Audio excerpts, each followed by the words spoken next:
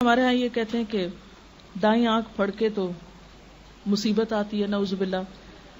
ہتھیلی میں خارش ہو تو پیسے ملتے ہیں، رات کو جھاڑو دیں تو رزق چلا جاتا ہے، منڈیر پہ کوا بولے تو مہمان آ جاتا ہے، جوتے پہ جوتا ہے سفر ہوتا ہے، اور 1001 مثالیں آپ ڈھونڈ سکتے ہیں کہ جو توہمات ہمارے ہاں پائے جاتے ہیں اور اس سے خود بخود نتیجے نکال لیتے. اگر کوئی پوچھے یہ جو تم کہہ رہے ہو کہ ہاتھ پہ ہتھیلی پہ خارش سے ایسا ہوتا ہے پیسہ ملتا ہے، تو کیا غریبوں کے ہاتھ پہ کبھی خارش نہیں ہوئی ہوگی؟ یہ غریبوں کو کبھی خارش کی بیماری نہیں لگی ہوگی؟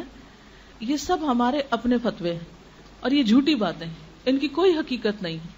یاد رکھیں مومن کا عقیدہ کیا ہے کہ نفع اور نقصان صرف اللہ کے ہاتھ میں ہے.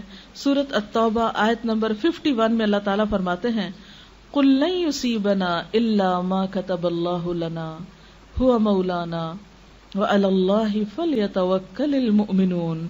آپ کہہ دیجئے ہمیں ہرگز کوئی برائی یا بھلائی نہیں پہنچتی مگر وہ جو اللہ نے ہمارے لیے لکھ دی.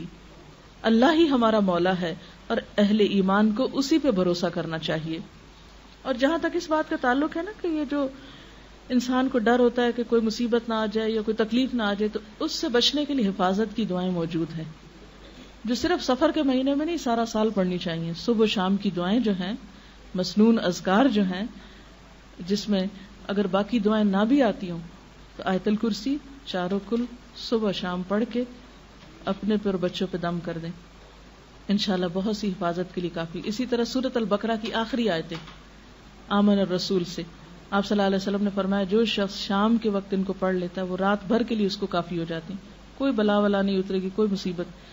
اور یہ جو آخری آیتیں ہیں یہ اتنی خوبصورت آیتیں ہیں کہ آپ صلی اللہ علیہ وسلم نے ایک دفعہ فرمایا کہ آج آسمان کا ایک دروازہ ایسا کھلا ہے کہ جس سے پہلے کبھی نہ کھلا تھا، ایک فرشتہ ایسا اترا ہے جس سے پہلے کبھی نہ اترا تھا، اور وہ ایسی آیتیں لے کر آیا ہے جو آج سے پہلے کسی نبی کو نہیں ملی.